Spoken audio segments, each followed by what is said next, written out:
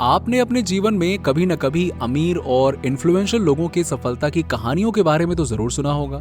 हर साल फोर्ब्स जैसी मैगजीन्स दुनिया के अरबपतियों की लिस्ट निकालते हैं। इलॉन मस्क, जेफ बेजोस जैसे लोगों के नाम हमेशा ही आगे रहते हैं। मनुष्य के रूप में हम कुछ हद तक इन कहानियों को फॉलो करते हैं, क्योंकि अंदर ही अंदर हम लगातार धन प्राप्त करने के तरीके के बारे में सोचते हैं। हम दुनिया की सबसे अच्छी नौकरी ढूंढने, दुनिया में अपनी स्थिति सुधारने और अमीर बनने का प्रयास करते रहते हैं। हमारे जीवन में कभी न कभी हमें बताया जाता है कि फाइनेंशियल सक्सेस की कुंजी कड़ी मेहनत है।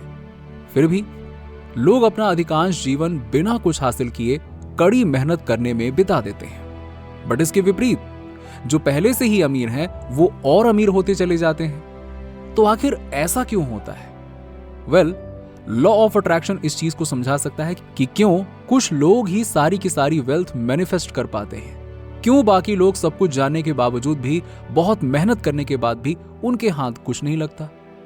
तो वीडियो को पूरा लास्ट तक जरूर देखिएगा, और अभी तक अगर आपने चैनल सब्सक्राइब नहीं किया है तो चैनल को सब्सक्राइब कर लीजिएगा ऐसे ही अमेजिंग वीडियोस देखने के लिए। लॉ ऑफ अट्रैक्शन के इस यूनिवर्सल लॉ के अनुसार लाइक को अट्रैक्ट करता है। उदाहरण के लिए, यदि आप सकारात्मक विचारों पर ध्यान केंद्रित करते हैं तो आपके साथ सकारात्मक चीजें घटित होंगी। इसी तरह यदि आप नकारात्मक पर ध्यान केंद्रित करेंगे तो आपके साथ बुरी चीजें घटित होंगी।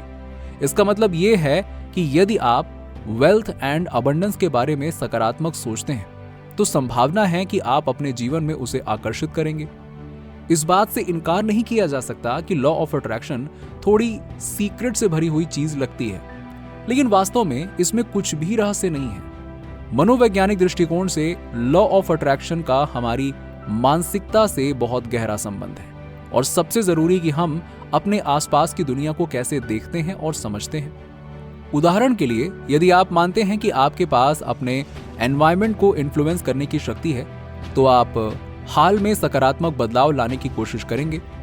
मैं आपको 3 ऐसे फैक्टर्स बताऊंगा जो आपको यह समझने में मदद करेंगे कि आखिर ऐसी कौन सी चीज है जो मिलेनियर्स अपने दिमाग में रखते हैं जिससे वो इतना पैसा बनाते हैं, और कैसे आप इन चीजों का उपयोग करके अपनी जिंदगी में वेल्थ एंड अबंडेंस मैनिफेस्ट कर सकते हैं। नंबर 1, हम जो प्रैक्टिस करते हैं उसमें हम बेहतर होते जाते हैं। संक्षेप में, यदि आप समृद्ध होने की भावना के आदी हैं तो आपका ब्रेन आपको अपने उसी एनवायरनमेंट को बनाए रखने के लिए बार बार वही व्यवहार करने के लिए प्रोत्साहित करेगा, क्योंकि ये अच्छा और आरामदायक लगता है।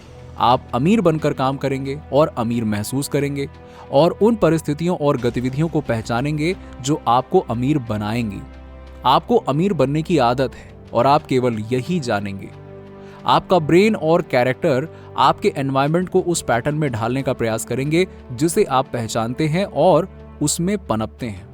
वास्तव में सरल लगता है, लेकिन क्या ऐसा सचमुच में है? देखिए, अमीर बनना एक हैबिट है, लेकिन हैबिट के कार्य और अभ्यास एक स्पेसिफिक न्यूरल प्रोसेस का पालन करते हैं। ये प्रक्रिया कॉम्प्लेक्स है और सीखे गए व्यवहारों और प्रैक्टिसेस के एक सेट पर आधारित है जो परिचित बने रहने या उस चीज को फिर से बनाने के लिए आपके एनवायरनमेंट के मॉडलिंग को बढ़ावा देती है। कभी कभी ये अन्य लोगों की धारणाओं का भी मामला होता है। यदि कोई अमीर लोगों की तरह व्यवहार करता है तो उस पर लोग वैसे ही प्रतिक्रिया देंगे जैसे कि वो अमीर हो। ये केवल लोगों में उस विश्वास और व्यवहार को पुष्ट करता है, और वो उस बिहेवियर को पहचानेंगे भी और उसका समर्थन भी करेंगे।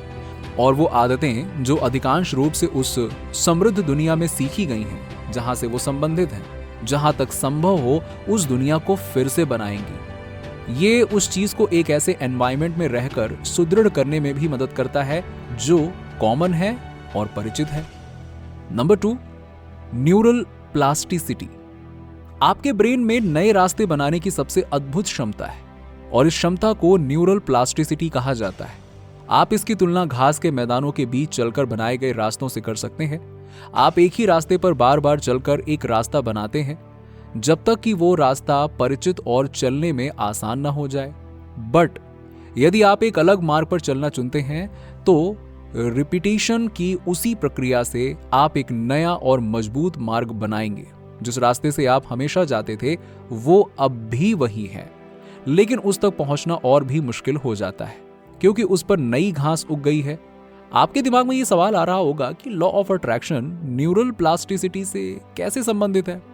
देखिए, हम कैसा महसूस करते हैं और वाइब्रेशन में बदलाव लाने के लिए नए थॉट्स चुनते हैं, यानी मैनिफेस्ट की एक नई दिशा चुनते हैं। और इसी सोचने के नए तरीके पर निरंतर ध्यान देने से आपकी मैनिफेस्टेशंस आपके पास आने लगेंगी। जब हम नए और बेटर फीलिंग वाले थॉट सोचते हैं तो हम बार बार एक वाइब्रेशनल पाथ पर फोकस करते हैं जो हमें आगे का रास्ता दिखाता है। रिसर्च हमें दिखाता है कि मस्तिष्क उन चीजों पर बिल्कुल उसी तरह प्रतिक्रिया करता है जो वास्तविक हैं, उन चीजों पर जो विजुलाइज की जाती हैं। इसका मतलब यह हुआ कि मैनिफेस्टेशन टेक्निक्स और विजुलाइज का उपयोग करके हमारे पुराने पैटर्न को बाधित करके हमारा नया सकारात्मक फोकस हम बना सकते हैं। और इस चीज को बिलियनियर्स बहुत भली भांति समझते हैं, तभी उनमें और नॉर्मल लोगों में बहुत फर्क होता है। हमारे पास पल पल की सोच में वास्तव में विकल्प है और आप सचमुच अपने ब्रेन को फिर से रीवायर करना सीख सकते हैं। दूसरे शब्दों में, हम जिस पर ध्यान केंद्रित करते हैं हम उसे ज्यादा आकर्षित करते हैं।